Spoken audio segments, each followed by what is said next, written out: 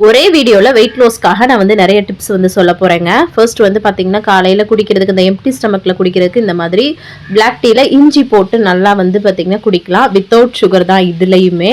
சரிங்களா? இதுவுமே wait லாஸ்க்கு help பண்ணும், உடம்புக்குமே நல்லது தான். சரிங்களா? அளவா எடுத்துக்கோங்க. ஸோ அதான். அதுக்கப்புறமா வந்து பாத்தீங்கன்னா இந்த சம்டைம் கிரேவிங்ஸ்லாம் நமக்கு வந்து வரும். அப்போ வந்து பாத்தீங்கன்னா இந்த மாதிரி ஆட்டா நூடுல்ஸ், மில்லட் நூடுல்ஸ்லாம் இருக்கும். அதெல்லாம் வாங்கிட்டு இந்த மாதிரி நிறைய வெஜிடபிள்ஸ், முட்டைலாம் போட்டு நம்ம வந்து சாப்பிடலாங்க.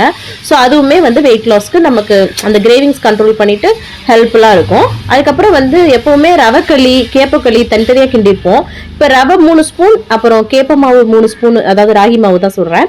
அதை வந்து போட்டு அதை ரெண்டையும் சேர்த்து களியாக பண்ணும்போது அதுவுமே நல்லா தாங்க இருக்கும். ஒரு சிலருக்கு இந்த கேப்பக்களி தனியாக சாப்பிட்டா ஒரு சிலருக்கு பிடிக்காது.